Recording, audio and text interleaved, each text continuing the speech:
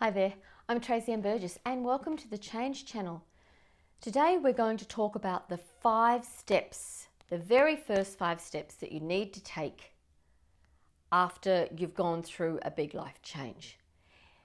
It can be really traumatic and you might be completely all at sea and you need a bit of a roadmap to get you there. So that's what we're going to go through today. The benefits are enormous. It'll put you back in touch with yourself, put you back in charge with your life, give you better self-connection to who you are and what you want. And it'll prompt you to ask the bigger questions at this time when everything's changed, when all of the chess pieces are all kind of blown over, when you're down the rabbit hole and you don't even know how you're going to get out of there again. What do you do first? And I firmly believe that baby steps are the way to go.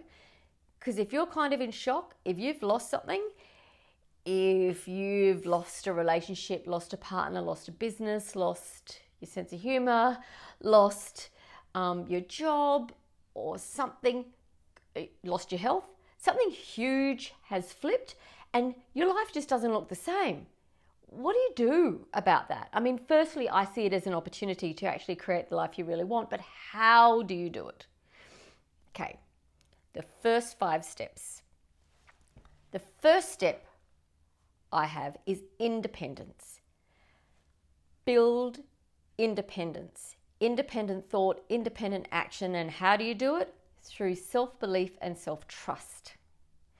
So, when you go through a big life change, it's so easy because you're completely in an alien kind of headspace and everything is strange around you. Your roles might have changed, your financial situation might have changed, your legal situation might have changed, anything might have changed. And so then you think, well, where do I start first? Okay, first thing you do is start with the self.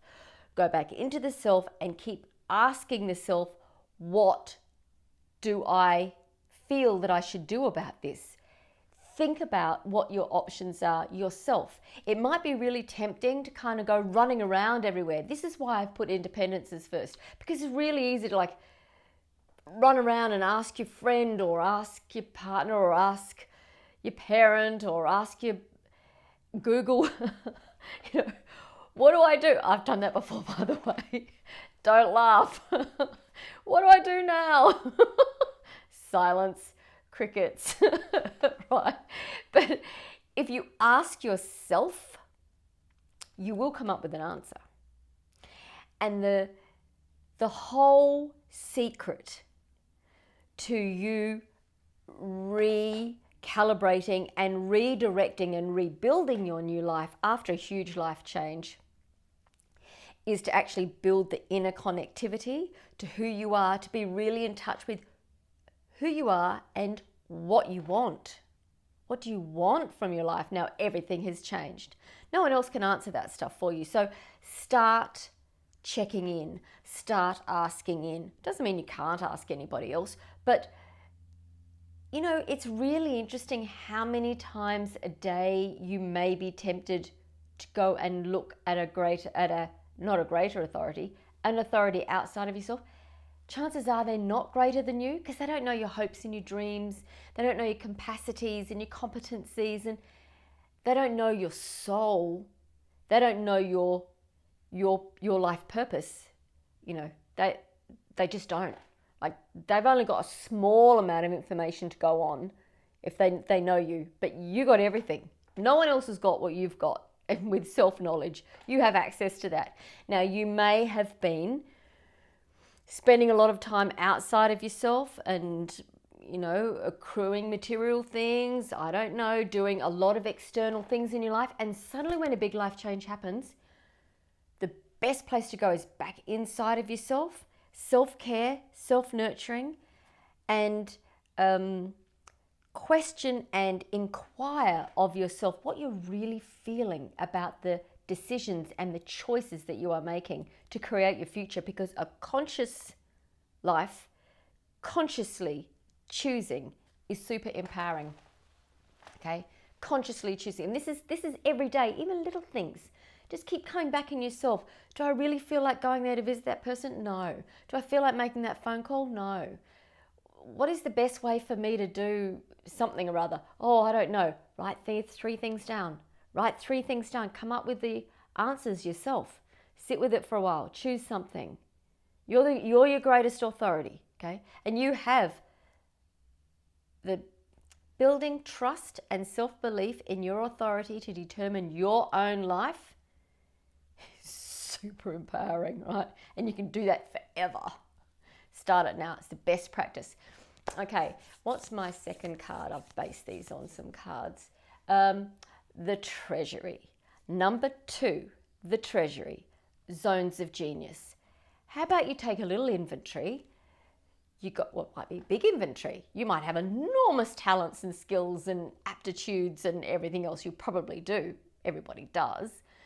And start writing down from when you were young all of the good things that you were good at, and then keep going through, and that you loved. That not just that you were good at, because, you know, let's face it, you're probably good at lots of things, but things that really lit you up, things that you were also really recognized for repeatedly, things that you really love to do, that really lit your fire, and write them all down. Write them all down.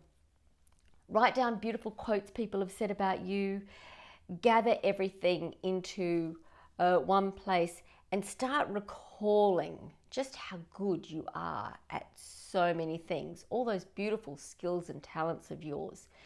And later on I'll talk about an exercise. I do a brilliant board with that, but not for today. That will be another day.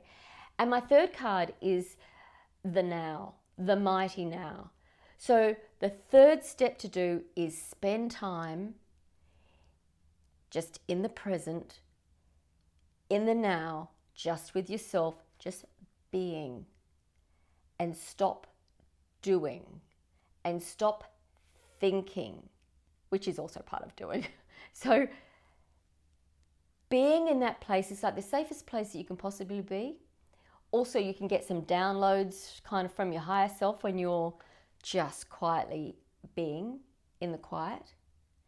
In that present moment, in the now, it's so safe because nothing can, if you check in your mind, is there anything dangerous, something bad going to happen in the next minute? No. In the next 2 minutes? No. In the next 5 minutes? No. 10 minutes?